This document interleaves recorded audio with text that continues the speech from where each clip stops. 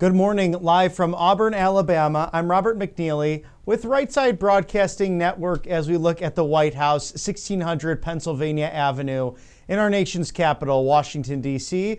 We are currently awaiting a GOP election integrity press conference. So that is forthcoming at the top of the hour. In the meantime, we'll take a look over at Truth Social for our daily Trump watch, and President Trump sending a very strong warning over to Hamas. Shalom, Hamas, he said. It means hello and goodbye, and you can choose. Release all of the hostages now, not later, and immediately return all of the dead bodies of the people you murdered, or it's over for you. And that's all in caps, over. Only sick and twisted people keep bodies, and you are sick and twisted. I am sending Israel everything it needs to finish the job. Not a single Hamas member will be safe if you don't do as I say. I have just met with former hostages whose lives have been destroyed, and this is your last warning. Now, for the leadership, now is the time to leave Hamas, and if you still have the chance, also to the people of Gaza, a beautiful future awaits, but not if you hold hostages. If you do, you are dead. Make a smart decision, release the hostages now, or there will be hell to pay later. And of course, signed Donald J. Trump, President of the United States of America. So President Trump not mincing words in defense of our ally and our friends overseas in Israel who have been through so much ever since October of 2023 when Hamas attacked an unprovoked group of people simply, attending a concert that included American citizens and other people from around the world. But our great colleague at Right Side Broadcasting Network, Matthew Alvarez, had an opportunity to interview Congressman Maguire of the 5th District of Virginia, a former Navy SEAL. And he has to talk on so many topics regarding what's awaiting the legislative agenda in progress within the House. So we'll toss that over to that interview and Matthew catching up with Congressman Maguire. Okay. Oh, no worries on that. We will have that for you momentarily as we're awaiting a GOP election integrity press conference. And this will be an exciting one, definitely, to see on the heels of really an incredible speech by President Trump on Tuesday evening, focused on the accomplishments in the last 45 days. Can you imagine, as he said in there, many presidents can't accomplish what this team has done in 45 days within 100 days, let alone even 4 years. And we definitely did not see that progress with 4 years of Joe Biden, specifically on the border, with Alejandro Mayorkas leading that. He did not secure the border. We had hundreds of thousands of people pouring over into the United States, in turn, fentanyl poisoning. We had MS-13, Tren de Aragua, setting up camp, and the border just being fled with cartel members, and just literally flooding it and pouring drugs and crime over our border. But President Trump warning the Canadian Prime Minister, the Mexican President as well, if you don't assist in these efforts to secure the United States, there will be tariffs. So President Trump going out of his way, making sure that these entities are foreign terrorist organizations, as MS-13, Tren de Aragua, and the cartels, but also securing the border. And we know by the numbers just last month, only 8,000 tried to even cross in the first place, and the border is nearly fully secure. But we'll toss that interview now. Matthew Alvarez interviewing Congressman Maguire.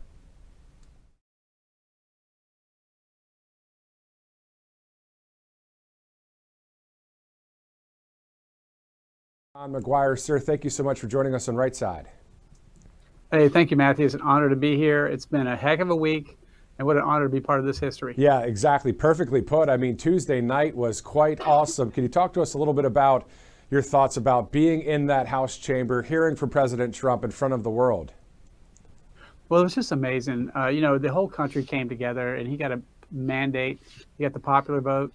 He got the Electoral College. And, Americans don't trust the government.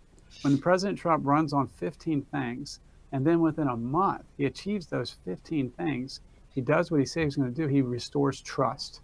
He's restoring fairness. He's restoring common sense to our country. And one of the first things he said was, America is back. It's okay to dream big again. But I got to tell you, being there in that moment, it was surreal to be part of this history. And it was an emotional roller coaster because we were smiling and laughing, and sometimes it took a serious turn. We talked about the challenges behind us and ahead.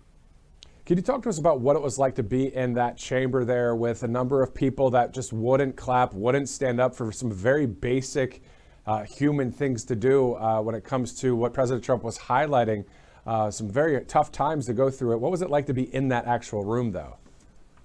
Well, it's interesting because what I thought about, a lot of things went through my mind, but I was thinking about where our country has been for the last year or the last 4 years of America last.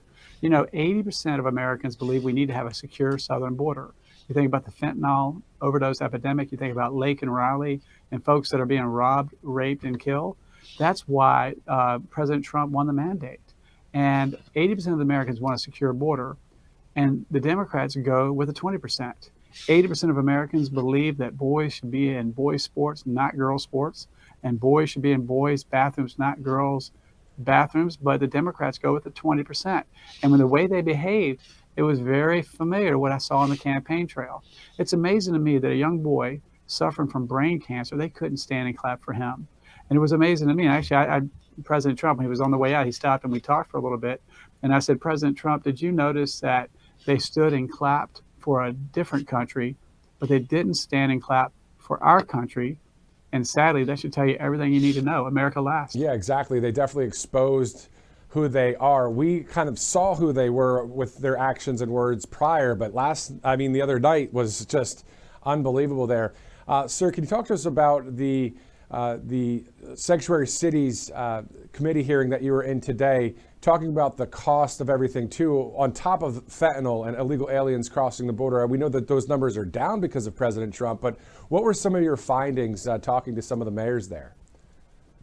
Well, what I found is I would ask simple questions like, yes or no, if you commit a crime, are you a criminal? And you would think that everyone would say yes, but they didn't do that.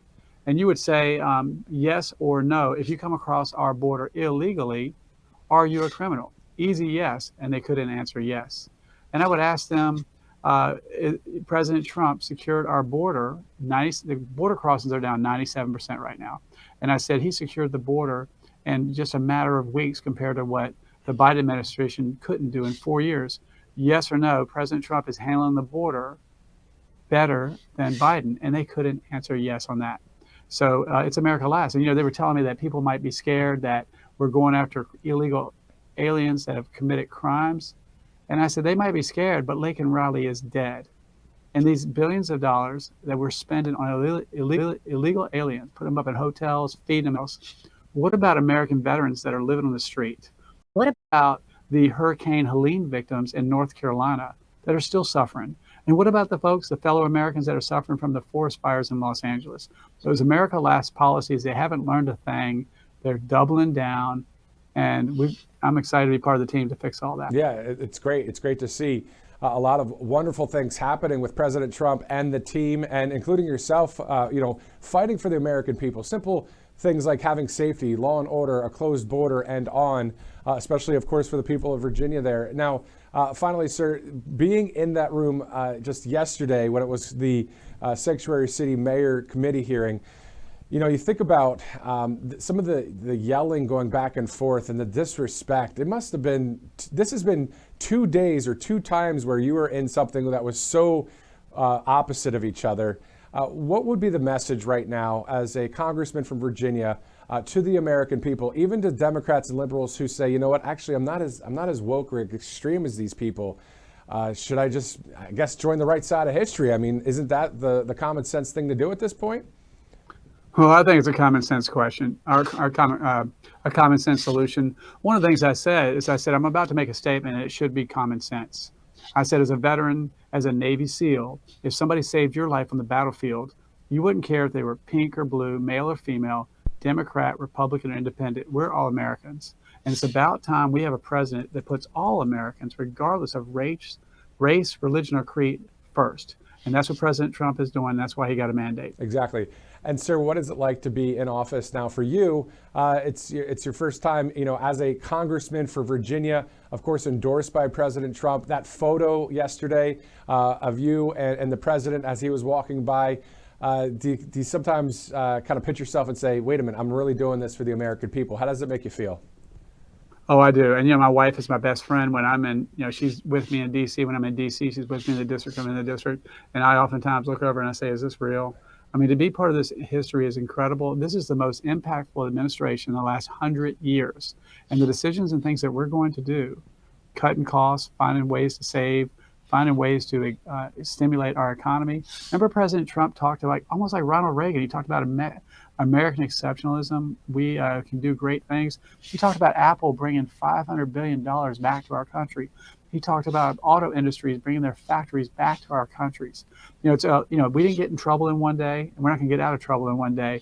But for just the first few weeks, we've done more. President Trump has done more than Biden did in 4 years to help this country. It's so wild. I'm excited to be part of it. Yeah, I hear you on that. Historic time, sir. Congressman out of Virginia, John Maguire, thank you again, sir, for your service to our nation as a Navy SEAL and now as a congressman in the Commonwealth. Thank you again for joining us.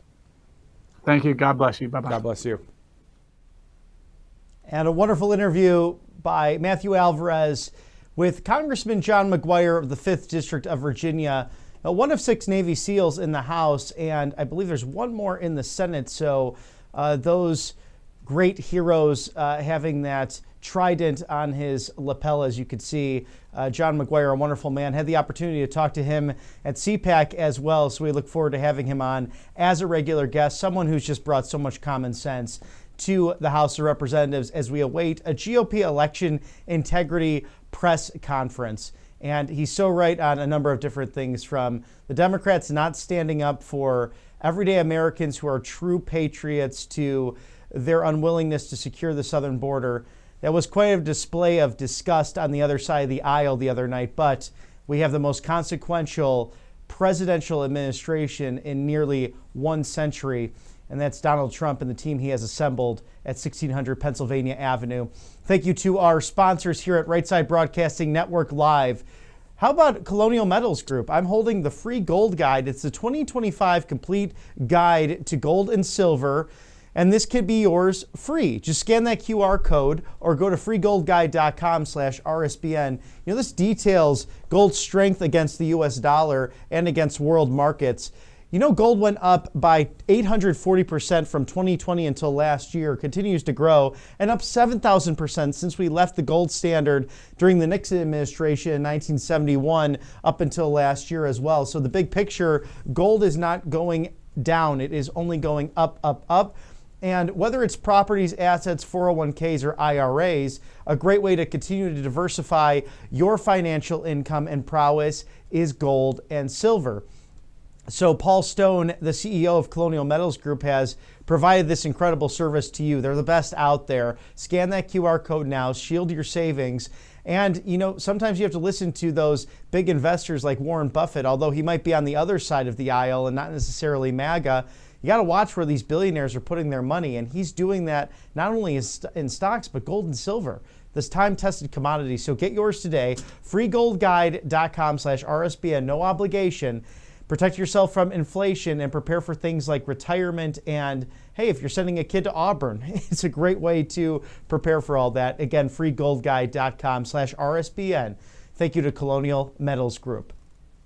And we are roughly 14 minutes from this GOP election integrity press conference. And we should highlight some of the legislative agenda that is forthcoming. I'm sure they will be able to do that with what President Trump, on the heels of his great speech to Congress on Tuesday night. And that was one for the record books, one of confidence, and one that he said, it's not easy to do, but it's one that's able to be delivered if you're on the right side of history. And President Trump did an extraordinary job with that, really with a united Republican conference. And if you go back to 8 years ago when he started his first term, there were factions within the Republican Party. You had Paul Ryan, the Speaker of the House at the time, who was with President Trump in succeeding in passing tax reform and getting those tax cuts in place. but that was really something that the only thing they got along on. There were other issues and other aspects that there were great disagreements, especially on foreign policy and putting America first. So President Trump had many challenges from the Republican caucus then, but now so united in its efforts to make America strong again, make America healthy again, and ultimately make America great again. And we're grateful for that, being on the right side of history, to have a team of people within the Republican conference in Congress and a Republican administration in the White House focused on the everyday issues to make life easier for the American people.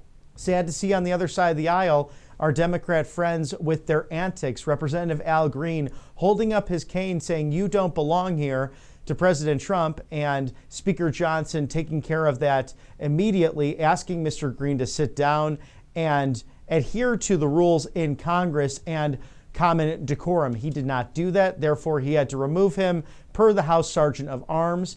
And that, I can't recall a time that has happened in a joint session of Congress or a State of the Union address from a president being in the chamber there. Of course, we ran through the list yesterday of times people have been expelled or censured from the House. It's a rare time that does occur. But this I can't recall in my lifetime if that has happened or not. And then the Democrat caucus clearly not having any messaging or really any game plan, because they just sat there, few clapped if ever. There really was no clapping on their side. They could not even stand up for Mr. Dillard's widow as she was talking about his sacrifice, the fact that President Trump went to his funeral on Long Island roughly 18 months ago, or even DJ Daniels, who's overcome cancer in order to serve the American people as an honorary police officer, his dad there with him. From Texas, the Lone Star State, and being sworn in by Director Sean Curran of the Secret Service. So a special moment there where they shared a hug, and they actually met with President Trump in the Oval Office as well, where DJ was able to give him a hug as well. But the Democrats would not stand for that. So really a sad display of partisan politics, and we hope not to see that anymore in this country, because especially here on Right Side Broadcasting Network, our entire message is to not only show you the unbridled access to speeches and activities happening inside and outside of Washington, D.C., but also to embrace this America First policy. And President Trump even said that in his speech. We want to come together in order to make America great again, and all of you are welcome to be part of this. You don't have to be away from it. You have to come together to do this now, and that door is open to President Trump and to the MAGA movement. But we'll see where our Democrat friends in Washington choose to go. In the meantime, I'd like to thank our sponsors here at Right Side Broadcasting Network Live, mypillow.com/RSBN. If you want a great morning, a great way to do that is to start by having a good evening. How about that mega sale? The My Cross, save 30%. That cross that Mr. Mike Lindell wears proudly. My Towels, a 6-pack for $29.98, or those flannel sheets, $44.98. Support Mike Lindell and RSBN. Shop now at mypillow.com/RSBN. Save up to 80% off of everything. This is over 2,000 items in the store. Give them a call today, 800-836-7566. mypillow.com/RSBN for all of the great deals happening over in Minnesota. Mike Lindell, a great master for your morning. Free speech. We're talking a lover of election integrity, and that's a topic that will be coming in about 10 minutes here. So thank you to Mike Lindell over at mypillow.com/RSBN. And just breaking news from Breaking 911, the House has voted to actually censure Representative Al Green for his despicable outburst against President Trump. And that will be very interesting to see. Now, the vote here is looking like it's live, it's happening concurrently, but Democrats, the majority, almost 200 of them, voting nay to censure their colleague. It looks like 10 right now joining the Republicans. So 224 to 198 vote to censure Al Green, the Democrat from Houston, Texas, District 9, the Lone Star State. coming into the news and the theme here with many breaking news items. So the House did move forward with that. So what a censure really means is that it's more or less a large slap on the wrist. It's formally warning that representative that they were out of line in the rules of the House, and that basically further action in that sense will lead to further probably civil action there. So we'll keep a watch on that. It looks like as if there's a counter press conference happening you're seeing on your screen, call for the fair elections. Our civil rights will be going to that as well, it looks like. Mr. Director, if you have any more information regarding what's taking place outside the Capitol there. But a group gathering talking about fair elections equals civil rights. So we'll see what they have to say in regards to that. This has been a big news week with everything happening on Capitol Hill and in President Trump's administration. Yesterday, White House Press Secretary Caroline Leavitt really laying it out, all of the successes over the course of the last 45 days. And can you imagine how quickly this administration has moved, much faster than really all of President Trump's predecessors, living predecessors at least. So usually look at the mark of 100 days. I can only imagine what will happen in the next 45 to 55 days to get to that mark with all of the successes President Trump has put forward, whether that was releasing the J6 prisoners, releasing those who were peacefully protesting and praying outside of Planned Parenthoods. How about all of the hostages that have been brought back home? And we read earlier on the broadcast President Trump's final warning to Hamas regarding the hostages still held or the remains of those who have been murdered by the terrorist organization. Either they come home or there will be hell to pay. It's that simple. And President Trump has had great success with the likes of Rick Grinnell, who went down to Venezuela, getting 6 hostages out of those conditions, or Mark Fogel in Russia being brought back by Steve Witkoff, accompanied by the special mission envoy. And wonderful to have great American citizens home who did nothing wrong across the world, in some cases on mission trips, and others, like Mark's case, simply teaching the classics and teaching English and American history in Russia. He's done so many times, but was held without bond and really against his will for bringing an ounce of medical marijuana into the country. I can't think of anywhere here where that would happen, where you would be held or given such a ridiculous sentence of 14 plus years. But because of the diplomacy and the great swift work of the State Department and Marco Rubio, and in turn President Trump, of course, he has freedom and is brought back home. And that case was brought to his attention by Mark's mother. She's 95 years young and was at the original Butler, Pennsylvania rally on July 13th, had an opportunity to meet with President Trump before the shooting took place, and promises made, promises kept. President Trump bringing her son back home. And this is the kind of stuff you did not see during the Biden administration. I even think of Biden supporters like Brittany Garner, who was the WNBA basketball player who was held in Russia for the longest time, also having marijuana on her. Perhaps her mind changed about America when she finally came home. But you did not see that aggressive style of defending America First policies on a global scale during the 4 years of Joe Biden. And the worst situation there was probably not only the Biden crime family and the antics of his son, Hunter, but with all the money he got from Ukrainian interests, Burisma, and also the Moscow mayor's wife, the payments that came into the Biden family as a result of that strange and ridiculous laptop that showed the truth and that the FBI withheld under the Biden administration. Such a travesty of justice and a lack of transparency there. But more than anything else, the open border of Joe Biden. And as you saw with John Maguire, his interview with our Matthew Alvarez, speaking on those issues and the fact that fentanyl came pouring over the border, and families like Laken Riley's family just having to reel from the deaths and murders of their loved ones. What about Jocelyn Nungary? Her mom was there. And President Trump renaming the wildlife refuge after her because she loved nature, she loved birds. and her mom attending that address just the other night. I mean, there's so much to talk about happening in America right now, that everything coming to the light with the transparency and the truth of the Trump administration. But we are currently awaiting a GOP election integrity press conference that it will be happening roughly scheduled for 3 minutes from now. But we are going to await all of that. In the meantime, Representative Al Green has been censured by the Republican Congress, and sadly only 10 Democrats coming across the aisle to support Republicans in that effort.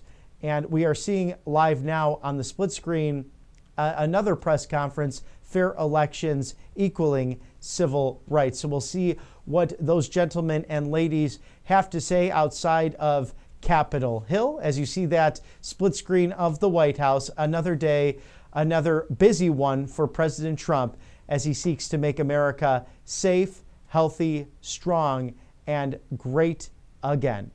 And, you know, President Trump and First Lady Melania Trump had a really inspirational message come across the board yesterday for Lent. It has started the 40 days, this Lenten observance for Catholics and other religious faithful that do acknowledge it within the Christian tradition. And it really was one of hope and one of the idea that man can be redeemed with our Savior, Jesus Christ. So a wonderful message there. Mr. Director, I don't know if you have that ready to possibly show that split screen of that message.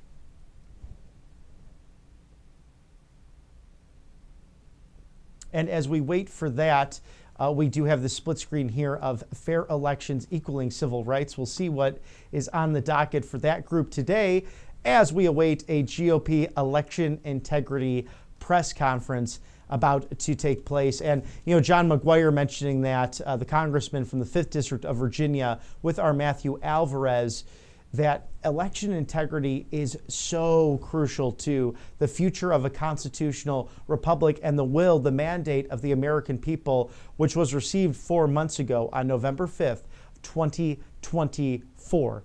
So something to watch, because if you look at the 31 states that President Trump was successful in ultimately in the election.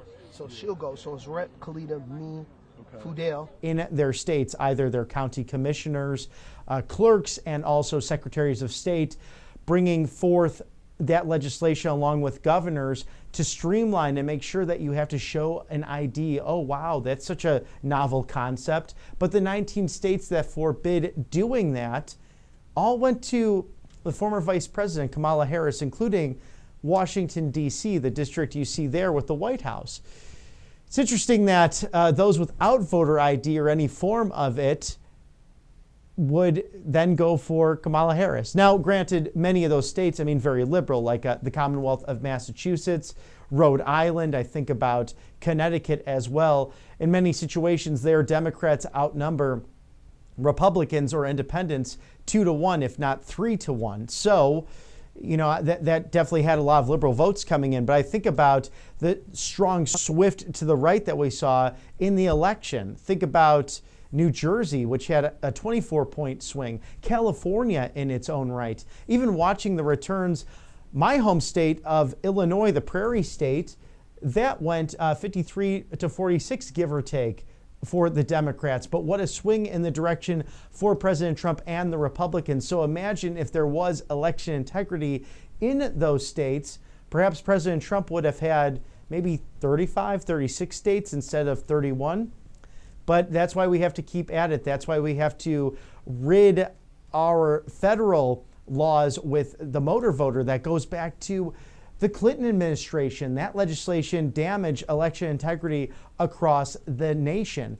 So we have Representative Chip Roy, as you see, meeting with those, awaiting the GOP election integrity press conference. This is one in the same conference here, Fair Elections Equaling Civil Rights. And this is something that the congressman really has championed, really focused on bringing fair elections to each and every precinct across the country. This has been the cornerstone fight for civil rights going back to Martin Luther King Jr. in the Jim Crow South, as he would march, you know, miles from here, but not terribly far, about 2.5 hours away, to Birmingham. You think about the Selma March and the courage that it took for John Lewis, who was a young staffer and marching with his mentor, Martin Luther King Jr., who became a strong voice for civil rights and election integrity in his own right, a Democrat from the 5th District of Georgia, and that was his legacy. You know, he was a gentleman who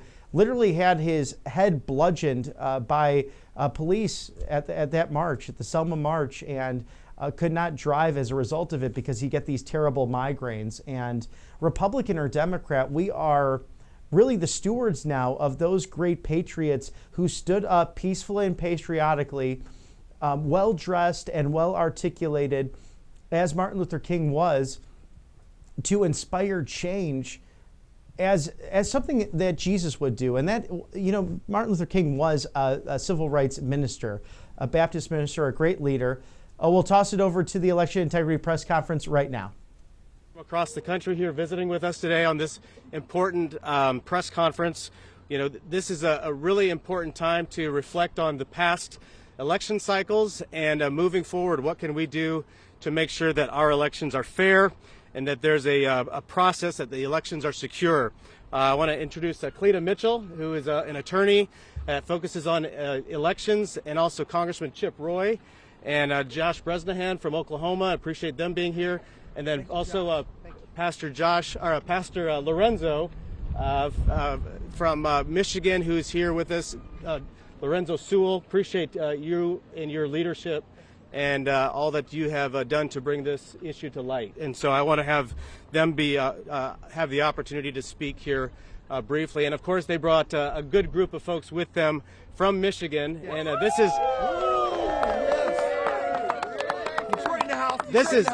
is warm weather for them. Yeah, this is warm weather. But anyway, God bless you all for being here. But anyway, I want to first of all have Congressman Roy, who is the author of the SAVE Act, speak to us about the importance and the attention that we need to give the SAVE Act to make sure that our elections are secure and safe across the country. So, thank you, brother. Yep. Appreciate it. Well, I want to thank Marlon for bringing this together, and Pastor Sewell, I want to thank you for bringing this great group, and thank all of you for coming down here and caring about saving this great country, preserving, protecting our elections. You know, at the inauguration, Pastor Sewell, man, he brought the gospel into the house. You know, my Southern Baptist pastor down in Austin likes to say, I'm getting my King James on. You know, and I think Pastor Sewell is getting his King James on when we were having the inauguration. Look, we're so blessed to have this great group here. And look, it's so critically important. I mean, there's a lot of people of faith here. You know, I believe that freedom, and the reason I fight for freedom is so we can spread the gospel. Yes, and so we can actually know, more people can know our Lord and Savior. And so I just can't thank you enough for that.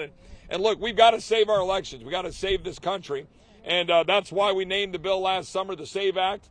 With Cleta's great work and support from friends like Josh and others, we were able to pass that with 5 Democrat votes, by the way. It's a bipartisan bill out of the House. And that bill is pretty simple. It just says that we want you to be an American citizen to vote in American elections. We don't think it should be that complicated. We think you should be an American citizen. And look, now the radical left is throwing all sorts of crazy at us and say, well, this bill is going to prohibit, you know, married women from voting and other things. Nothing could be further from the truth. All fake news, 100% fake news. This bill, the only thing it would do is prevent illegal aliens and people who are non-citizens from voting in American elections. We've got to restore the integrity of our elections, simply be able to take a ID to elections to be able to vote. This is common sense. You got to use a voter ID to go into sporting events, for crying out loud, these days, and other stuff. So, look, this is common sense. President Trump talks about restoring common sense. Having integrity in our elections is common sense. That way we can trust them. We can believe in them. We can believe in our country. We can believe in the Constitution and the rule of law. More importantly, the people who want to change their community, the people who want to run for elections, they can know that if they do that hard work and they get the votes out there, it'll be trusted rather than corrupt individuals that are denying people the ability to go win elections. And that's why these people are here. That's why they came here from Michigan. I say it's cold. You guys are like, this is balmy. This is warm, right? But look, God bless you all. Thank you. Thank you, Marlon, for your work. God bless you. Thank you, Joel. Thank you, Congressman Roy. And, you know, as we all know, that we are unique creations by God. We each have a voice, but we also have a vote, and we need to make sure that that vote is protected for those who are legally have the right to vote, and making sure that no one on any political side of the aisle would ever take advantage of our political process, and make sure that we respect every person's right to vote. And so with that, I want to introduce a colleague from Oklahoma, Josh Bresnahan, great friend, and thank you for being here, Josh. I'm going to have to help Marlon. My last name is horrible. It's Burkeen. Burkeen. Yeah, you're good. You're good. Look, I am so grateful to Chip Roy, his leadership on this. There is misinformation that you need to know, every American needs to know. In 1993, we had a change of law called the Motor Voter Act. And what happened under Bill Clinton is he started directing welfare agencies to deviate from their mission to start enrolling people to vote. What they also did was they put information, instructions, as addressed by Congress, that you found by 2013 in Arizona versus the United States, they cited that 1993 change of law as the reason why we should only have people assert that they're U.S. citizens, not show proof that you're that you are a United States citizen. That's what we're talking about. And when North Carolina and Virginia are finding 1,400 people on their rolls that are not citizens of the United States, think about just for a moment, if a 13-year-old walks in your state into a convenience store and wants to purchase whiskey, and he looks at them and says, I assert, I contend, I am 21. And the person behind the counter says, okay, then prove it. And you had a state law that said that you couldn't prove it. That's what Chip Roy's legislation does. We are going to ensure that we prove it. Last point. America is an outlier on this. Look at 47 countries in Europe. 46 of them require identification proof before you can vote. Wow. Bernie Sanders calls Sweden a bastion of example. Well, if they're the example, then we're the outlier when it comes to allowing illegals to be able to vote. This is common sense. This is to be a country of we the people, a republic where people who are a part of this government legally entered, we the people, not we of the illegals. And so I highly encourage this momentum not to be stifled. And thank you to all of you behind us that are trying to bring this to the forefront. Now is the time to act. And Donald Trump is bringing bold decisions, and we need to keep our foot on the gas on this issue. All right. Thank you. Thank you, Congressman Burkeen. I should have known better. I'm going to plead a freshman mistake, even though I really can't. But thank you. I appreciate you being here and your thoughts as well. Now, Cleta Mitchell has been a longtime friend of mine, but our families and many other folks who want to make sure that our elections are fair and honest and transparent. And so we are so happy to have you here. Thank you for being here and paying attention to this particular issue. Well, I want to thank Representative Stutzman and his staff and Christy Stutzman for their work in putting this together. I met Lorenzo Sewell, Pastor Sewell, a week ago, and he showed me and told me about the problems in Detroit, yes, where there are people registered to vote and voting in other people's names. I founded the Election Integrity Network after 2020, when I was one of President Trump's volunteer lawyers in Georgia. And I saw what had happened in Georgia. And guess what we heard over and over again in Georgia during the post-election 2020? People calling in saying that when they went to vote, they were told, oh, Mrs. Smith, you've already voted. I thought that just happened in Georgia. And then as I got involved with people all over the country, I found out, no, it didn't happen just in Georgia. It happened in state after state after state. And what Pastor Sewell and Ramon Jackson are going to tell you about today is how the people standing behind me and many, many more in Detroit are having votes stolen from their communities.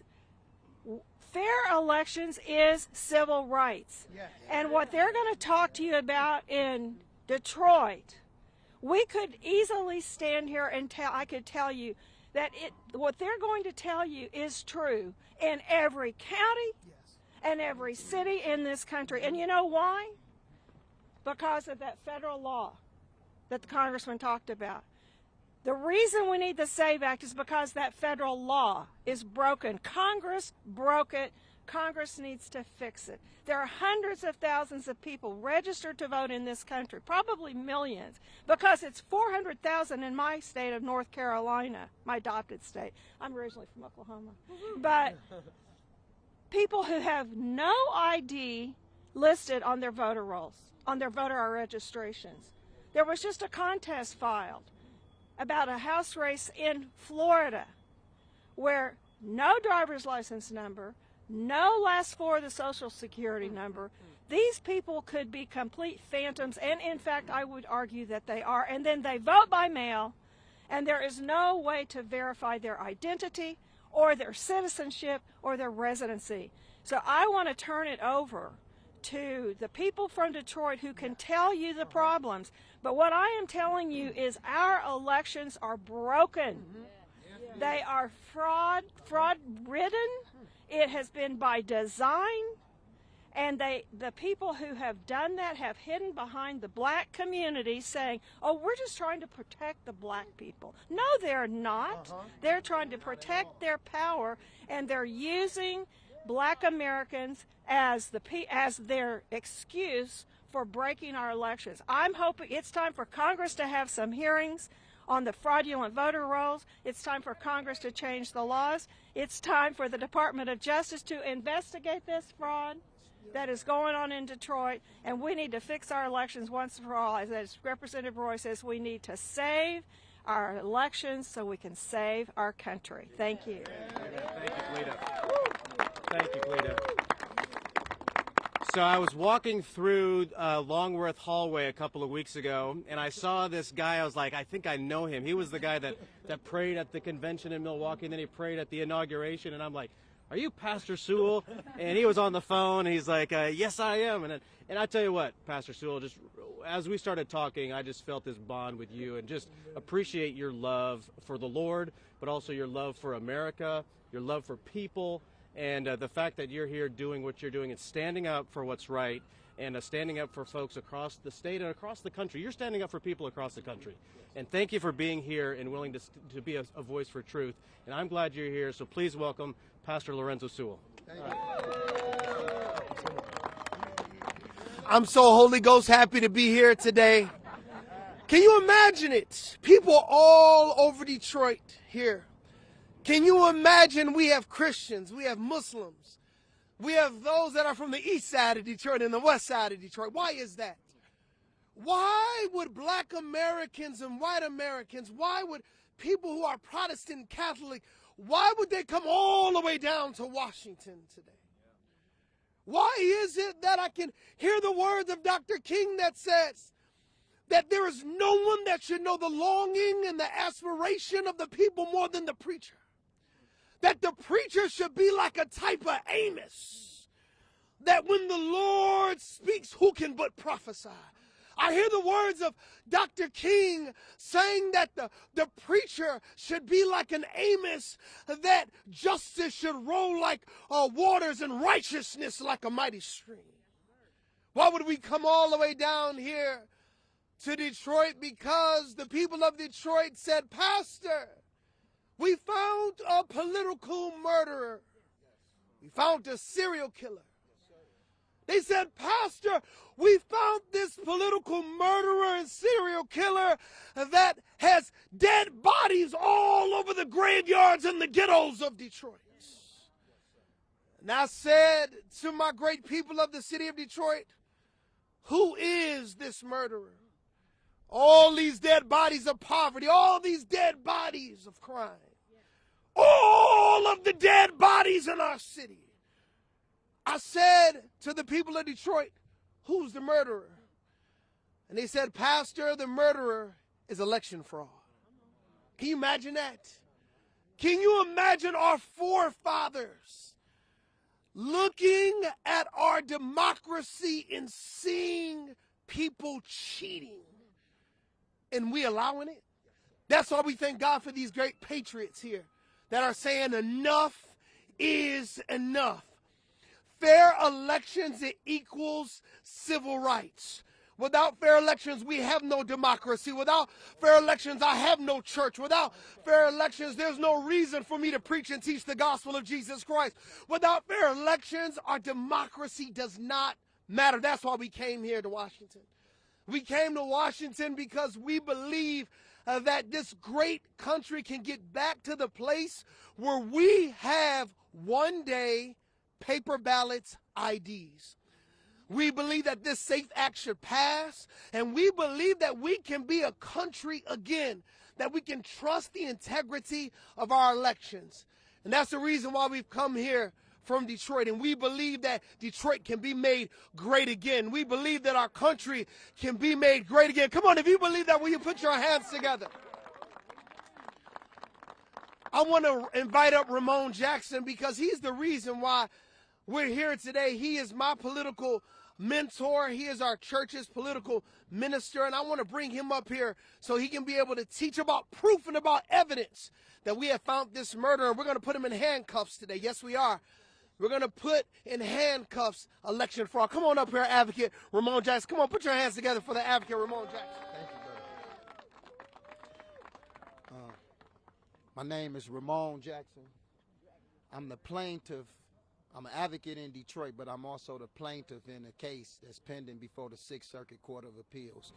The case is about our Detroit City Clerk, in conjunction with our state Secretary of State, fraudulently registering voters who either moved away, transitioning, have unstable housing, with low voter history or no voter history. These people is being targeted, studied, vetted, and then they being used in multiple elections. How do I know? I was a victim of it myself. I moved out of the city of Detroit, and when I moved out of the city of Detroit, they registered me back to Detroit when I had an out-of-state ID to an address that I have never ever resided at. They fabricated a faulty absentee ballot application in my name, and then once I looked further into the incident, I seen that it was multiple people in our city that this was being done with. We combed our voter lists. We get the voter lists from the clerk so we can see exactly who they're alleging is voting in these elections. When we checking these voters, we know these people. These are our family members who moved away or our family members who we know that don't participate in elections. We asking them, they don't even know what an absentee ballot is, never heard of an absentee ballot, never seen an application. We have affidavits from them. We have them coming forward in these elections. As the brother just said, without fair elections, we have nothing. Everything that we have ever fought for is futile. Without fair elections, we don't have no civil rights. We have no human rights. Without fair elections, we are under a tyranny. We are under a total dictatorship. That means that none of the decisions is being made on behalf of the people. So we come here and we appreciate us getting this session, but most importantly, we need to take actions. We need to be brought before a hearing, and people need to testify. We need to pull our lieutenant governor and our elected officials who have lost elections in Detroit through suspicious conduct. I have my sister right here, District 7. She's supposed to right now be our rightful city council member. She has been losing elections for the last 12 years by a few dozen votes, by horses coming through that we don't know. We have checked these voter lists, vetted them voter lists, and we have found and proved that it was people who voted for her opponent that never ever resided in the city of Detroit. So we here today with proof. This is not about a tabulating machine. I don't know nothing about how machines operate. I really don't know nothing about the computer. What I do know how to do is get a list, and I know how to look on that list, and I know how to go to my people in my community who I know don't vote, or when they tell me they don't vote, and that's how we discover election fraud. And that is our proof. Our people from the city is our proof. That's all I have to say, and thank y'all for coming, inviting us here. Again, we have a case pending, and we waiting on the panel from the Sixth Circuit Court of Appeal to hear that case. I gave the case to everybody that's here. So right now, if we can pressure our Sixth Circuit courts to get us a legitimate, righteous panel to hear our case. I'm a black man, and I ain't gonna even hold you up. I'd rather have all Republicans on my panel as a black man, I'd rather have all Republicans on my panel. When I look at the Sixth Circuit Court of Appeals as a black man, I look at who Democrats, and I hope none of them go on my case. Why do I say that? I say that because I have been unable to get a conversation with any Democrats about fair election. Look at this. We have no rep from Michigan here with us.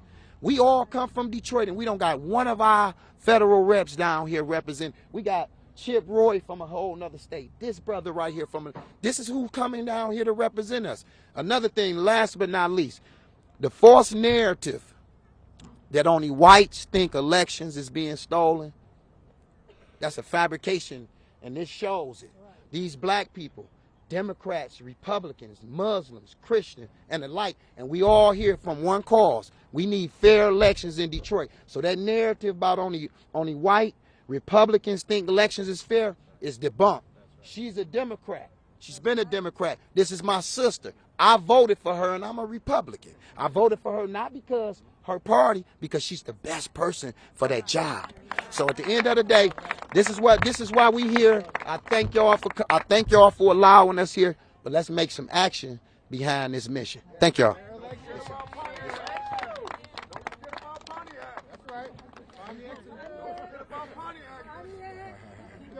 Hey, thank you guys for coming out again. Hey, I want to iterate and make this very clear. Without your good representation that's going to represent the people and the citizens of Detroit, we have to stop this voter fraud. What we got going on in the city of Detroit, for some odd reason, our city council, who has been cheated in, they seem to tend to give hundreds of millions of dollars to already billionaires, and then the neighborhoods are poor, decapitated, murders and crime going on. You know why? Because people don't run their essential business. You know what I mean? How do you give billionaires hundreds of millions of dollars and you don't give a small business $1 million to open up? What we also have going on is a lot of devilish acts, and we need this administration to help us get these people out of office, or at least bring the funds and have Pastor Sue run the funds where we know it's going to be getting done in our neighborhood. Thank y'all, and Ramon Jackson will answer any questions. Thank you. Thank you. Again, I just want to say thank you to all of you. And, you know, that's what the beauty is about America, is that we can have differences, but one thing that we all agree on right here is that we all have to have our vote protected and make sure it's secure. So thank you again. Any questions from anybody? Well, thank you again for coming out. Thanks to the press for being here. Thank you, Pastor Sewell, for your leadership, and also Cleta, thank you for being here. Appreciate what you're doing, and we want to continue to fight for all of you. I'm from Indiana, so please adopt me in Michigan. And go Lions! All right, thanks again. God bless you all. Appreciate it. Thanks.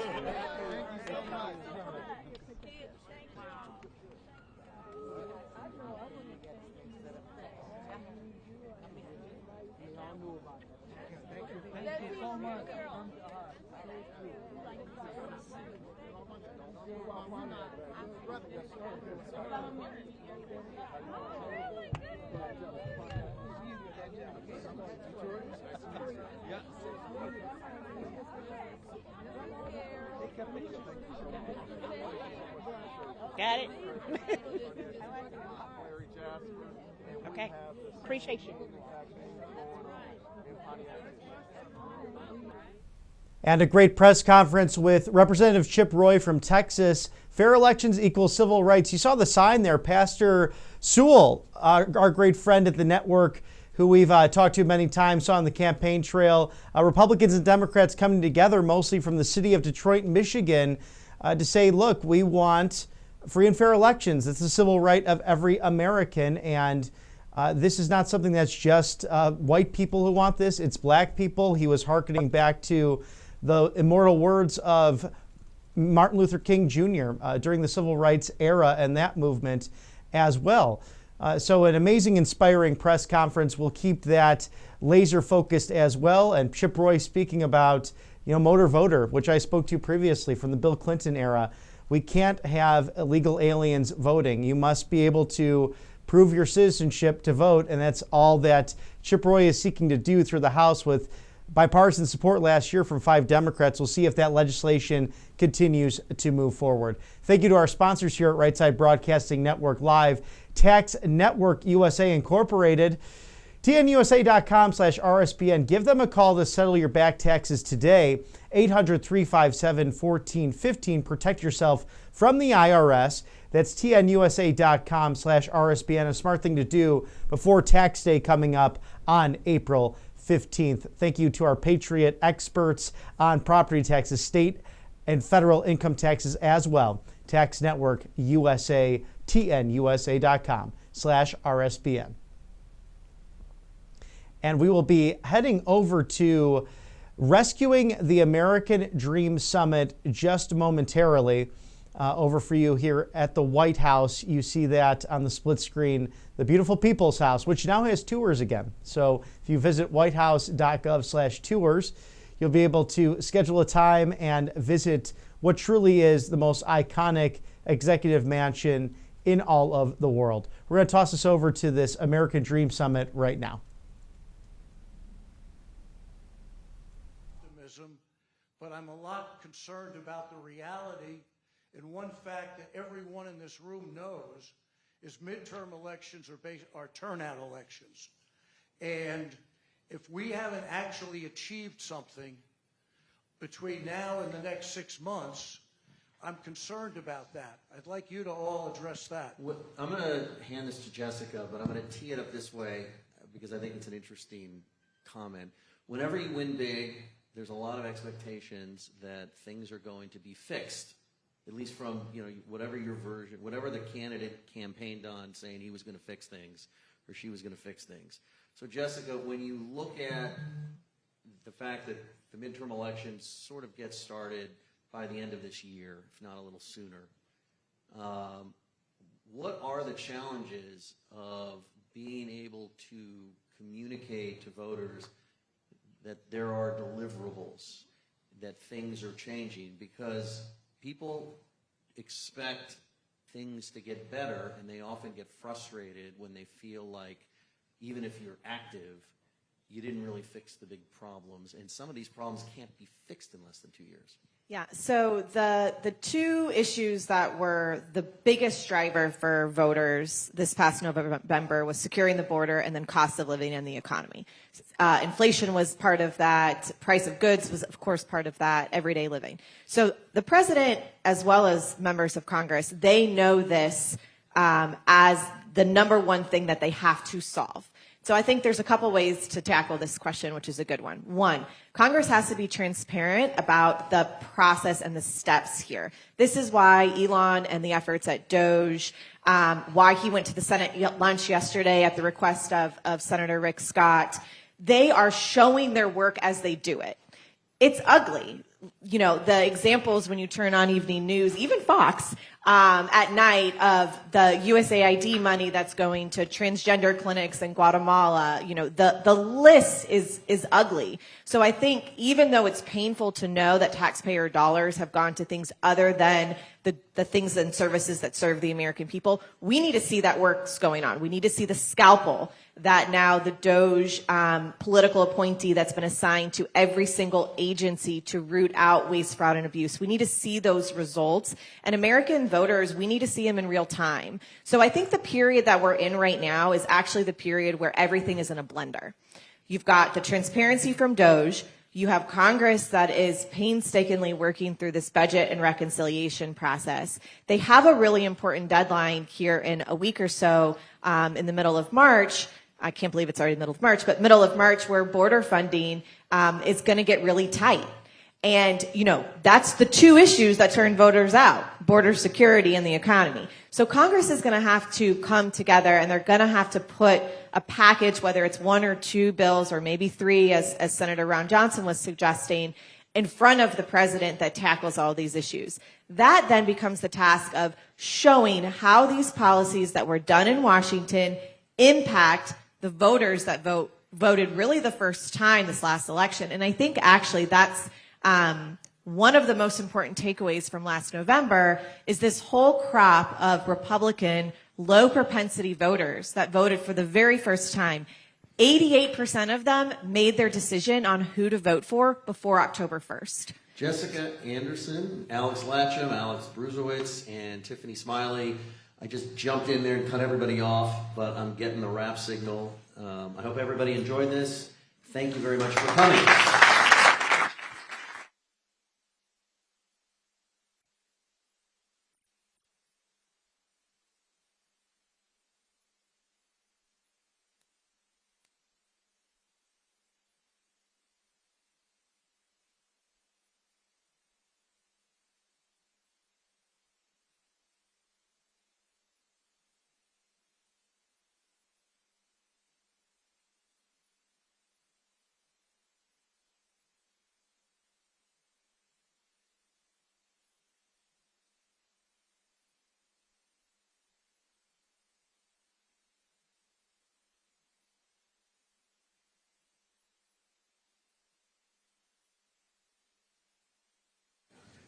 Well, good morning, everybody. It's great to be back with you. It was fun to be with a number of you last night, and it's great to see you again. And Rick, thank you for including me in this great event. You're a terrific leader in the United States Senate. We're so fortunate to have you there. And you all have heard me say it before. I love the fact that we got a person with such solid business credentials as Rick Scott, because he has a way of seeing things and getting right to the point.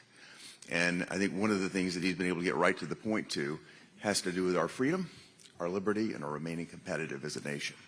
So we're going to talk today about digital technologies, digital assets, how that's going to proceed, and also the energy infrastructure that's going to be necessary to support all of that. It's going to require investment by America. It's going to require a willingness to responsibly regulate in areas that have been very irresponsibly managed for the past several years. And I think it presents enormous opportunity to us as Americans. So I want to invite the panelists to come up and join me. And we will have a terrific terrific conversation up here. Thanks.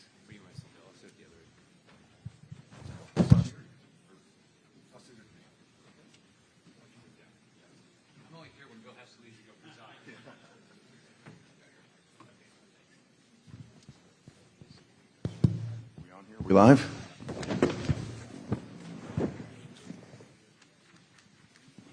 So, Rick, I want to start off again just by thanking you for organizing this, for hosting it. It's a real honor for me to join you, and I know you've got a number of our colleagues that are coming, throughout the course of the day to support you and be part of this, and we're all very pleased and honored here. But I'd like to start off, if I were with you, if I might, to come back to the executive order that President Trump signed recently. It's hard to believe it's only been 6 weeks since he's been in office, isn't it? It's sort of breathtaking how much has transpired in that short period of time. But his executive order aims, I'm going to read this, to, quote, support the responsible growth and use of digital assets, blockchain technology, and related technologies across all sectors of the economy. And so it's a very open question for you, but what do you think needs to happen to encourage Americans and American businesses to invest here, to support this, to really get engaged? Yeah, it's a really good question. At Coinbase, we're America's largest crypto platform, and we operate around the world. And when I talk to international regulators, one of the first questions I get is a similar question, like what matters?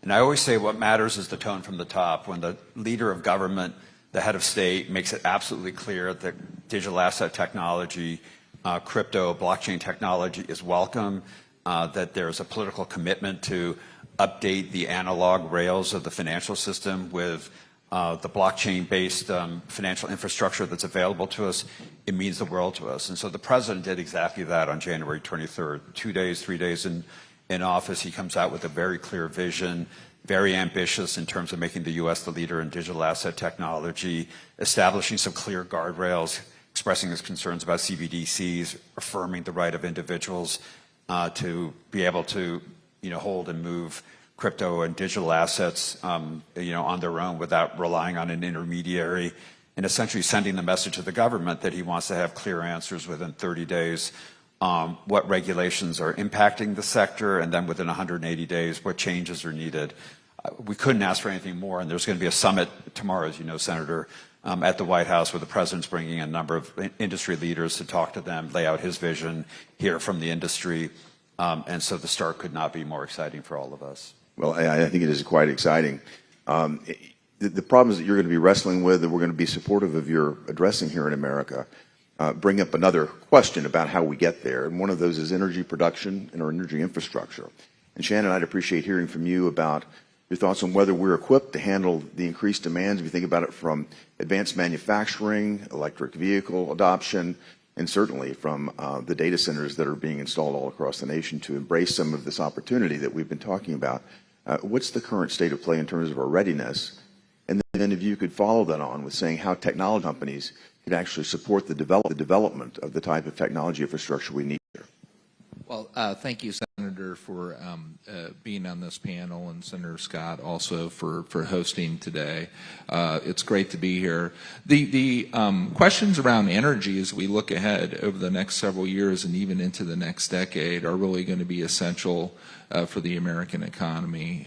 You've heard the President talk a lot about this already, declaring a national energy emergency. The reality is that we do not have enough capacity as a country to grow the way we want to and need to grow across multiple sectors. And I sit in the technology sector at Amazon. I focus a lot on our Amazon Web Services business, which is a large cloud computing provider, as hopefully many of you know, but it's foundational for AI.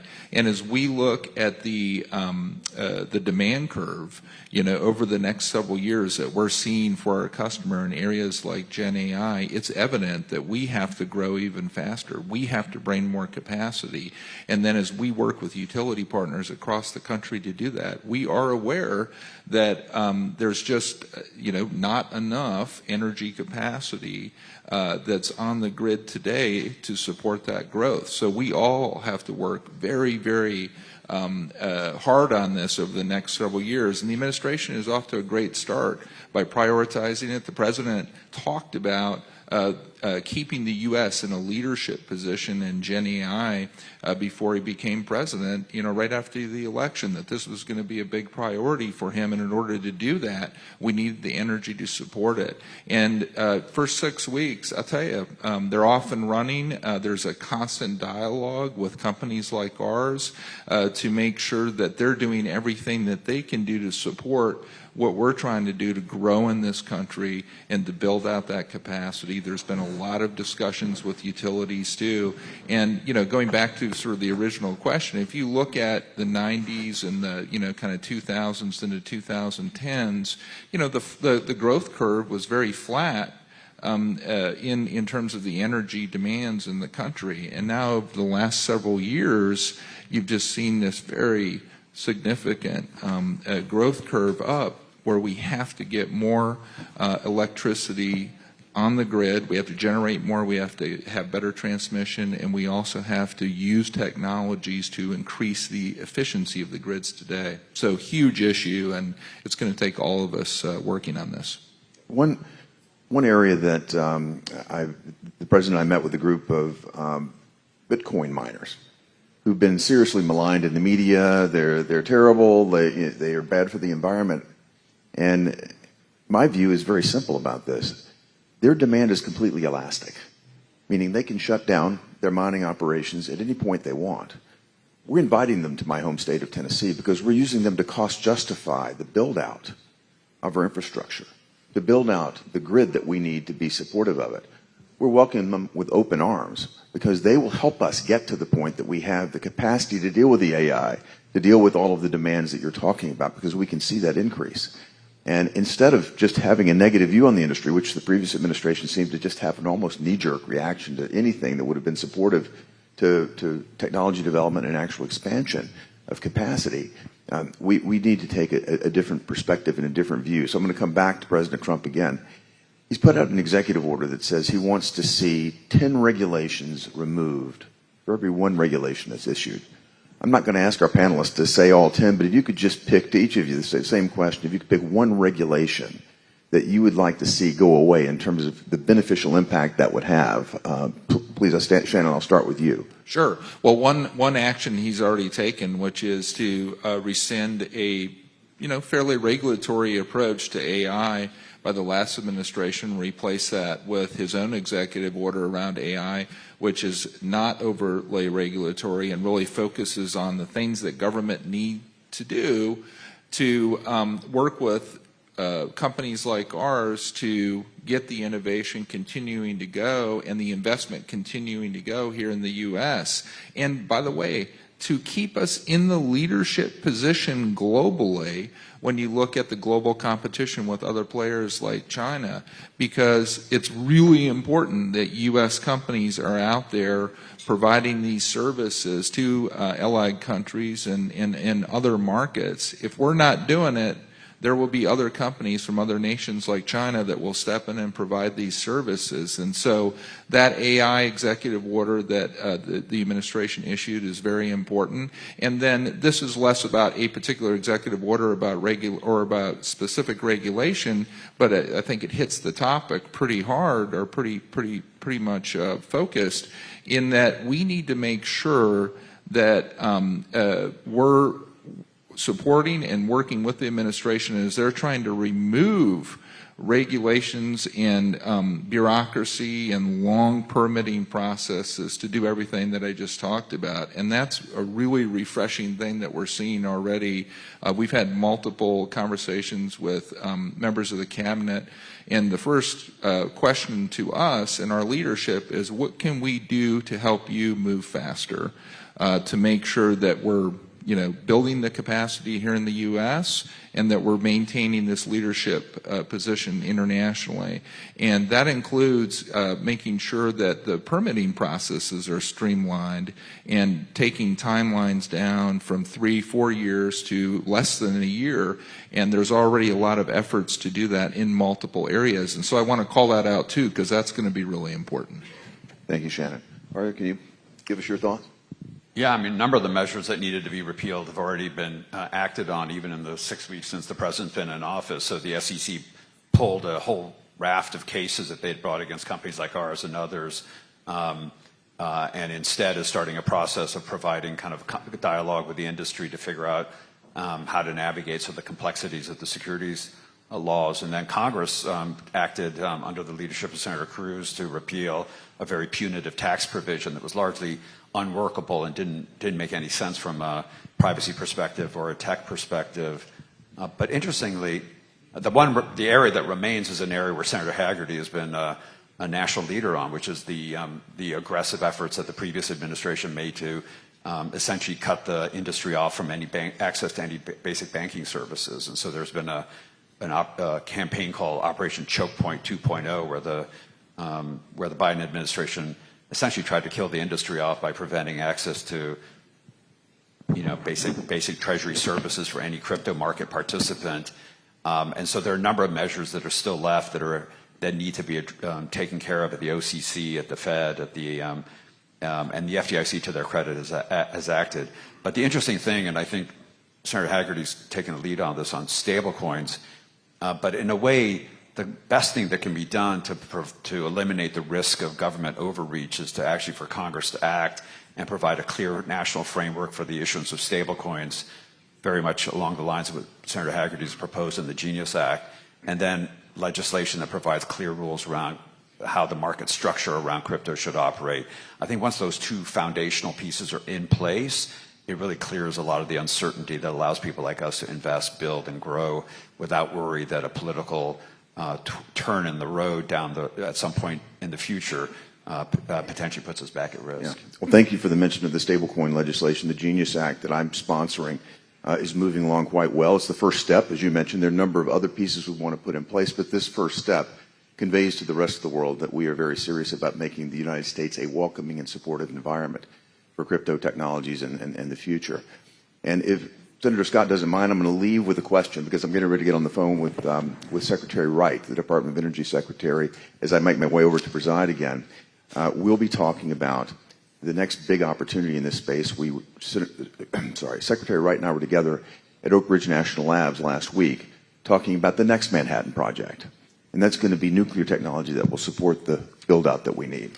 I'll leave it to you all to converse about that. Right.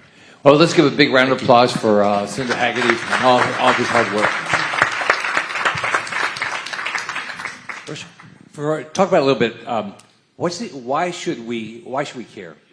about crypto? Why should the average person, some people are going to invest, some people are not going to invest, some people invest in stocks, some people don't. So why is it important that America be a leader, and why should Americans have the opportunity?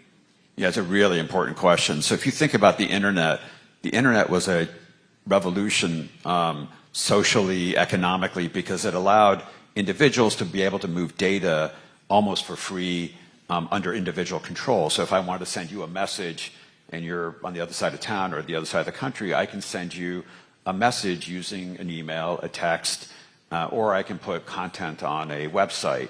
What I haven't been able to do until crypto technology came along was to move value to you. Now, people think sometimes when you use Venmo or use Zelle, the money moves instantaneously. And what they don't realize is the money actually takes 2-3 days to settle. It costs an extraordinary amount relative to what is actually being moved to take what seems to be an instantaneous Zelle transaction and actually execute on it and have final settlement occur. And what crypto allows you to do is to create a unique digital identifier for anything of value that nobody else can copy, and then allow me as an individual to move it to you just like I would a text message. So why is that important? The reason that's important is that our financial system is cumbersome, slow. A lot of people can't participate in it because it's too expensive and highly inefficient. What crypto allows you to do is to allow any individual here to tokenize anything of value, whether it's their birth certificate, their mortgage, their title to their land, hunting and fishing licenses if we were in Colorado, which they actually have tokenized, and allow people to hold it and move it seamlessly, efficiently, and almost for free. And that is the technology. And so what you'll start seeing, especially now that the war on crypto is over, is you'll see a whole range of applications that will be built on a tokenized infrastructure so that we'll no longer use 20th century rails to move money or move value. We'll be able to move it as easily as move a text message, and that's very exciting. So what does Congress have to do to make sure we don't have a future administration try to do the exact same thing as the Biden administration to crypto? Well, it's interesting to talk about regulation or legislation being the answer, but unfortunately it is the answer. So there are two areas of crypto where people actually intermediate on the public's behalf. One is when you issue a stable coin. So this is a dollar that is in tokenized form. So there are companies out there that will take your dollar and give you a tokenized dollar. Right now, believe it or not, there's something like on the order of $3 trillion of annual turnover in tokenized dollars around the world. The largest stable coins where there's a dollar behind the token. Exactly, where there's a dollar behind. Now, most of this has been in the trading context, but you have companies like Stripe, Visa, and others using tokenized dollars as a settlement mechanism for payments infrastructure. And so the first thing we need is Congress to act to create a federal framework around how you issue these dollar tokens in a way that's clear and regulated. The second thing you need to do is to regulate at a national level entities like us who intermediate the crypto market. So if you want to buy a token, you can either do it on your own in a self-hosted wallet, or you can come to a company like Coinbase and do it through our platform where we hold your money, we hold your tokens. At the moment, we're covered under a whole array of state regulations. There needs to be one national framework around that. Once those two pieces are settled, it becomes harder for a future Gary Gensler, for example, to come in and try to use any ambiguity in the law to start a harassment campaign against the industry, and I think that's critical. Shannon, I was with, probably now, maybe 2 years ago, I was with Ron Wanik, who runs Ashley Furniture, and they use like you guys do. They use a lot of electricity, right? Lose a lot of power. And his study is that in 4 or 5 years we're going to have a 20% shortage. So, have you done studies like that? And if that's true, what's going to happen to pricing, or how does the industry react to it? Yeah. So there are a number of studies and surveys that are out there that do predict significant shortages, including the number of 20%.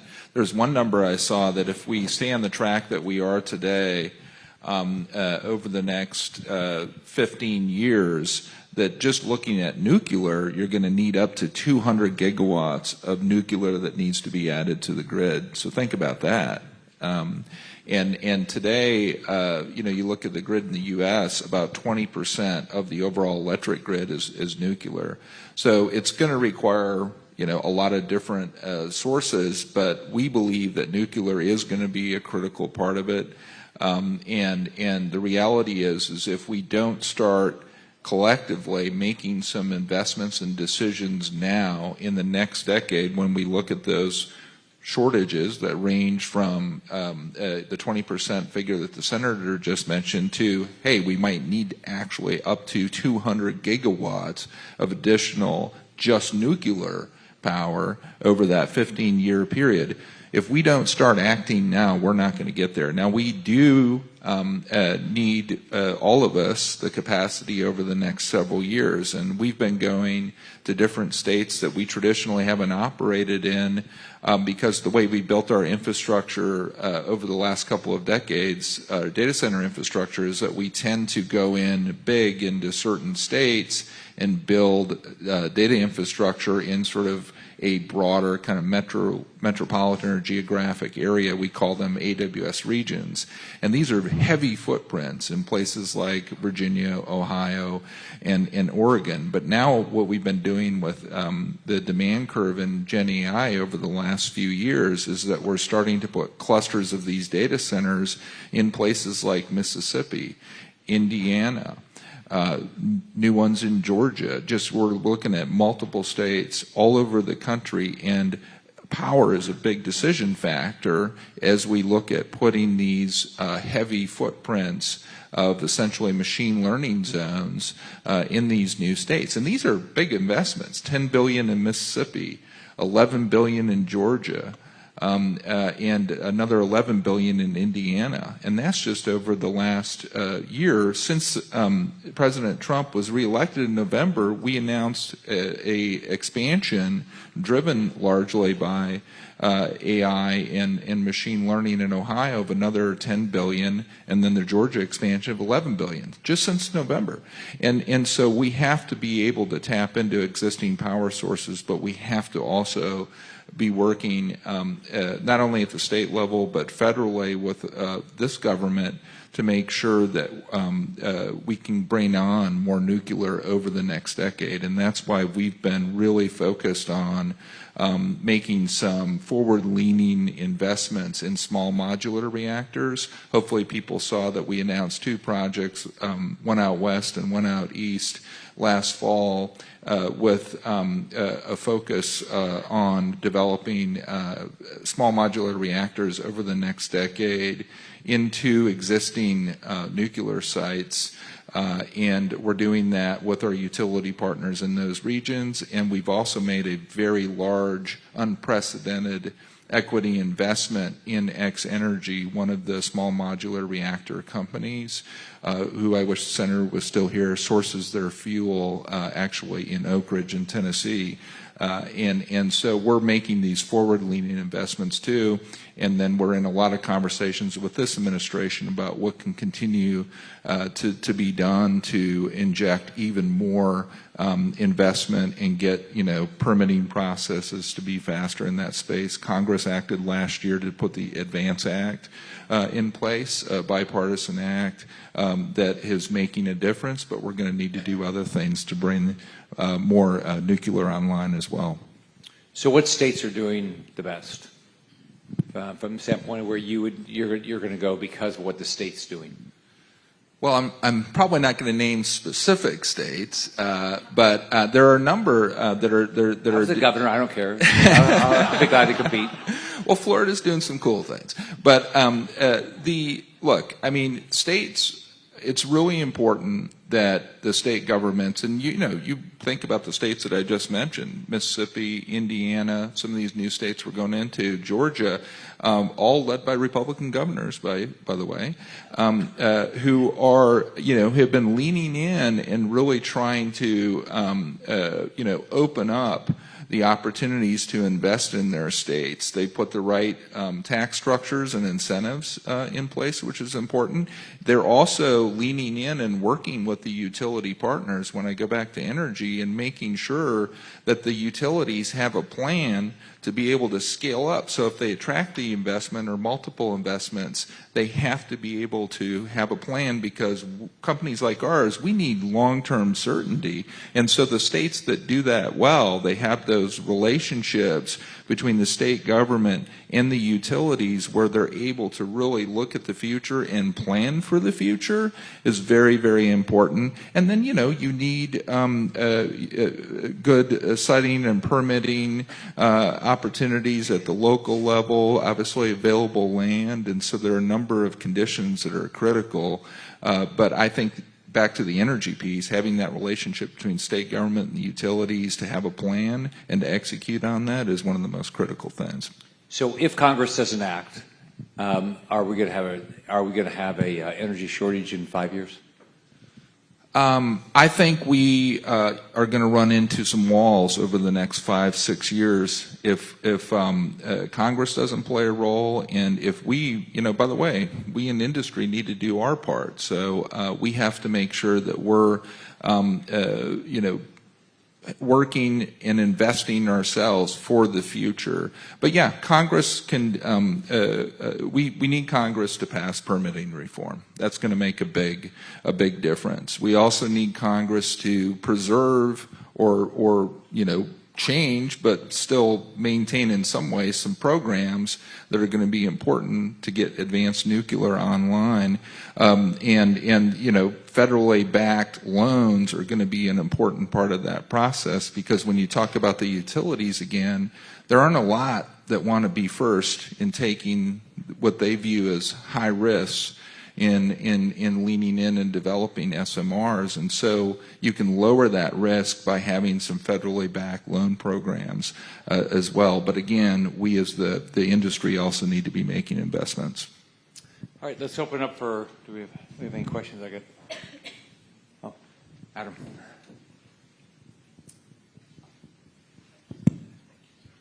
Shannon, I've got a question following up on Senator Scott's question about the role of the federal government versus state governments. I live in Atlanta, so I'm watching the Georgia legislature potentially not allow utility companies to pass along construction costs for increasing electric consumption.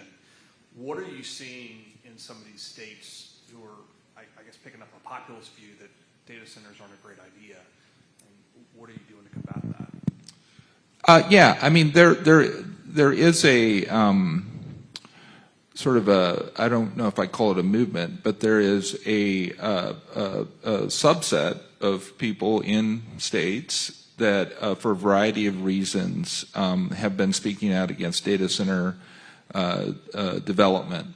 And those critics can often be loud, but at the same time, they come from different sort of perspectives and backgrounds, and so it's not like one universal community that is opposing data centers. But if you're a big landowner and you've got a big ranch and you want to continue to have your horses on it, you don't want data centers nearby, and you don't want new utility lines coming in anywhere close to that property, you may oppose it. If you are in a area where there's been a lot of data centers built and they're encroaching on your neighborhood, which didn't exist before, you may oppose the development of data centers. So there's a lot of different perspectives out there on this. But when we go around the country and we talk to governors and state and local leaders about potential investments, the response is overwhelmingly positive. And it's interesting, I always, going back to some of the critics, I tell a story about, I participated in town halls and communities where we either are planning to invest in data centers or building them. And I remember one this last year where one of the opposition leaders came in with her Google glasses and filming the entire, town hall. And I was like, you know how that happens, right? I mean, you can't use your Google glasses and do the filming if you don't have data centers. So, but our industry. Did you figure it out? I think so. Could you shut it off? I did not, but you can't do that if you don't, have the data centers.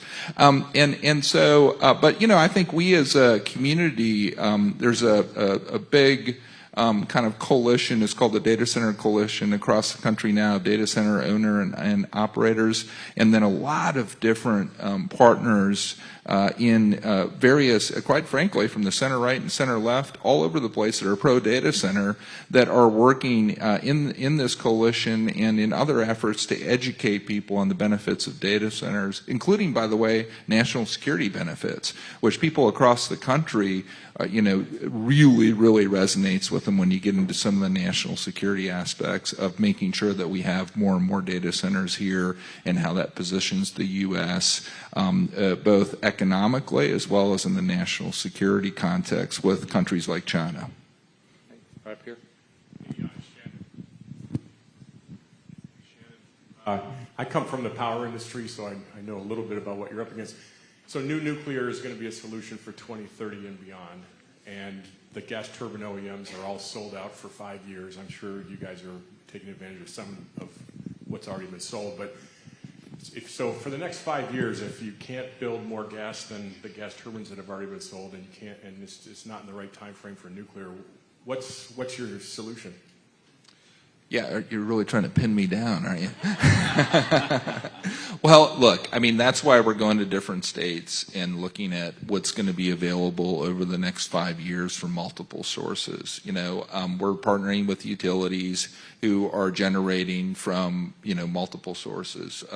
Our sector has focused, on carbon-free for a while now, and we're going to continue to adopt those technologies, and then longer term strategy will include nuclear. But look, we have utility partners that are generating gas and coal today, and that will continue to be the case over the next several years. And back to what Congress and the administration can do, it's going to be important to shorten the timelines of projects that are either already underway or planned, for example, in the natural gas space, where the permitting times are just too long. 3 or 4 years, to get a new gas plant online just through the permitting process is way too long. So I think that we all need to come together, figure out ways to streamline permitting and help us all go faster. And that's going to include from multiple sources of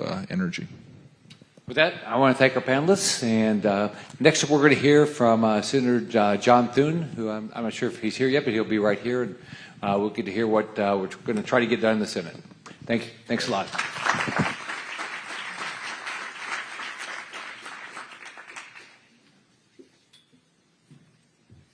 Hey everyone, the Majority Leader will be here in just a few minutes, so stay close, and he'll be here. And then after that, we will break for lunch and then have our final panel. Thanks.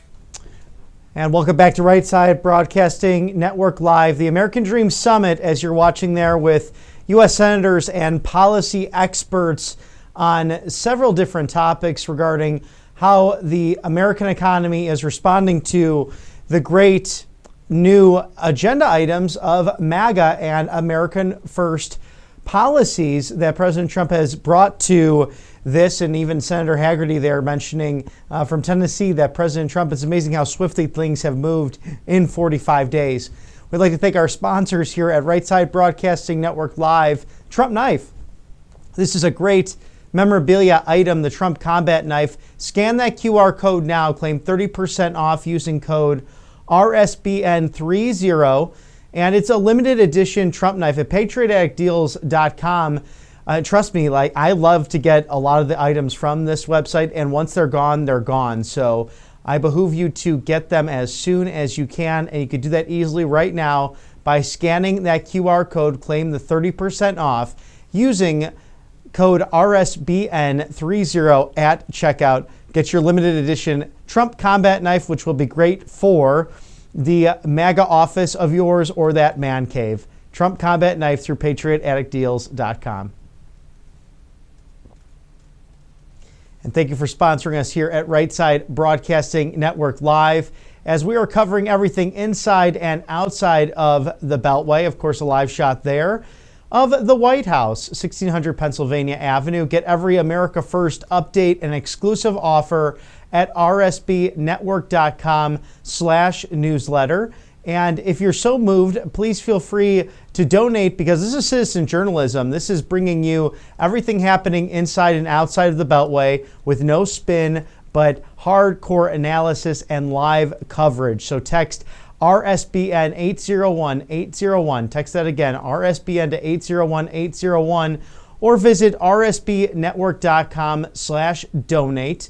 And that's a great way just to keep up with us. And thank you for a decade in the process of covering Trump rallies and now going more towards that live desk. And of course, we'll be there for any rallies that President Trump might host. He's had 2 this year so far. And I don't know, it kind of felt like a rally the other night with the joint session of Congress and that wonderful address touching on the great successes in the last 45 days. And Mr. Director, do we by chance have that Ash Wednesday message ready for President Trump and the First Lady? Great, wonderful.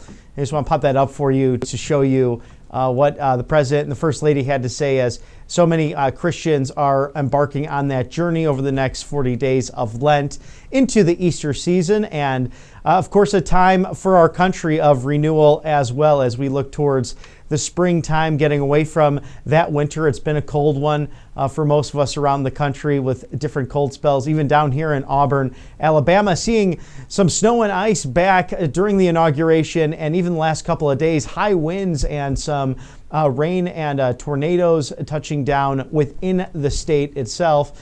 And that led to some cold fronts. And it's a different kind of cold, the humid cold, if you will, that just really cuts through your bones. And of course, our friends up north, I know, have been dealing a lot with snow and ice over the course of the last few weeks. So that springtime, always a great time to celebrate and see what's on the horizon for us. And we know on the horizon are many legislative agendas for this administration. As you watched the wonderful, excellent Chip Roy press conference on election integrity today, and also the United States House of Representatives censuring Al Green with his antics last Tuesday night. Thank you to our sponsors here at Right Side Broadcasting Network Live. Colonial Metals Group. Get this free gold and silver guide. It helps me with my assets as well. They're the best in the business, led by the wonderful Paul Stone, the CEO over at Colonial Metals Group. Gold is up by 840% from 2000. And if you go back to 1971, when we went off the gold standard, it's up 7,000%. So it's a no-brainer. Get this free gold guide by scanning that QR code now. Shield your savings, or go to freegoldguide.com/RSBN to learn more about all of the great time-tested hedge against inflation, gold, silver, precious metals for you and your family, and especially for your retirement. But in the meantime, Audio and Hearing, also a great sponsor here at Right Side Broadcasting Network. They're outstanding. audioandhearing.com/RSBN. You want to get on that if you can, because you don't want to pay hundreds of thousands of dollars for different hearing aids, and just it gets to be really, really expensive. And there are 1.5 billion people worldwide who have this hearing loss. Many don't even know that they have it. You're often asked to repeat yourself, or you sometimes feel tuned out of the conversation. Audient Hearing can help change your life with aids starting at $189 a pair. I mean, that could be less than those iPhone hearing devices, or even a pair of sunglasses too. Because if you're paying thousands of dollars for hearing aids right now, just go to audienthearing.com/RSBN or give them a call at 800-329-5079 or audienthearing.com to get your pair. If you're looking for an affordable, high-quality solution, it's audienthearing.com/RSBN. And how about our friends over at angelpaste.com out of Houston, Texas, well, specifically Spring, Texas, that beautiful suburb that's quite lovely, just off of the Gulf of America. That miracle cream is rather good for you. Vitamin B's in it, non-GMO, no chemicals, will make sure your dry hands towards the end of summer here stay nice and smooth. Or if it's the immune boosting orange, or how about the mosquito repellent that they have as well, that is all natural. You can put this just on your skin, and it keeps those pesky buggers away from you. Or even for the guys, there's some great topical facial acid sprays, as well as other Manly Men bottles that come in a black label that I think you'll enjoy. Angelpaste.com, Christian owned, and hire veterans as well here in Spring, Texas, the Lone Star State. Thank you for sponsoring us, angelpaste.com. And again, mypillow.com/RSBN. The mega sale happening right now. My Cross, My Pillows, My Towels, flannel sheets, all going for the low prices of $29.98, $44.98. You could save 30% with the My Cross that Mr. Mike Lindell wears. There's a male and female version of it as well. mypillow.com/RSBN. Give them a call, 800-836-7566. Or get 80% off of most items, over 2,000 items to choose from at mypillow.com/RSBN. Thank you to Mike Lindell, the great patriot that he is, to support us here at Right Side Broadcasting Network Live. And stick with us today. If there's breaking news, I'll be on with you and Mr. Matthew Alvarez as we cover the beautiful Washington, D.C., our nation's capital, and of course the White House, Congress, and everything inside and outside of the Beltway. If you have any feedback, please send that to feedback@rsbn.tv, especially if there's America First stories happening in your neck of the woods. Well, in the meantime, have a great day this beautiful Thursday, March 6, 2025. For everyone at Right Side Broadcasting Network Live, I'm Robert McNeely. Stick with us, and we'll see you very soon.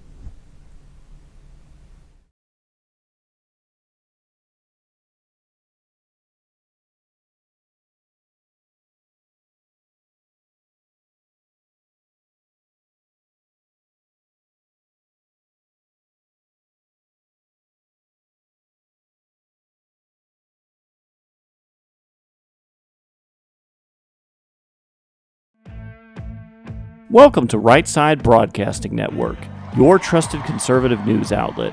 At RSBN, we deliver the truth when the mainstream media falls short. Since 2015, we've proudly broadcasted every single one of President Trump's iconic MAGA rallies, bringing you the excitement and energy live before anyone else. By watching RSBN, you get an unfiltered front row view of the action on the ground. We interview the crowds to give a voice to millions of Americans just like you. We show you President Trump's speeches in their entirety, free from interruptions and censorship. We cover the stories that matter to you with the integrity and passion you deserve. Thank you for choosing RSBN as your home for America First news. Together, we stand strong, united, and informed. So join us and be part of the right side of history. I'm excited to announce that we're having our first ever mega sale on overstock clearance and brand new products. For example, save over 50% on this season's flannel sheets. Queen size only $59.98. Kings only $69.98. They sell out fast every year, so order now. Save 20% on our brand new My Crosses. They're designed in the likeness of the one I've worn every day for over 20 years. They come in men's and women's, and they're made right here in the USA. Get our 2025 6-piece My Towel sets for only $29.98. Our initial quantities are extremely low, so get them now before they go. And our best-selling standard My Pillows, just $14.98. So go to MyPillow.com or call the number on your screen. Use this promo code to take advantage of our first ever mega sale. But wait, remember that $75 free shipping rule? Well, that ship is sailed because right now, every order ships absolutely free. Families across the nation have arrived at a heartbreaking crossroad to surrender their beloved animals at alarming rates due to inflation and soaring costs of living. There are so many overcrowded shelters. So many dogs need a home, but it's all of us working together to solve this crisis. This fight requires both doers and dollars. Join us at Big Dog Ranch Rescue. Please sign up today. Hey y'all, it's Silk from the Diamond and Silk Chit Chat live show. Look, don't forget to check me out right here on RSBN Network. Be sure to watch the show on Right Side Broadcasting Network, and I want you to support Right Side Broadcasting Network. Yes, it's imperative that you do so, okay? I look to see y'all soon. Bye-bye.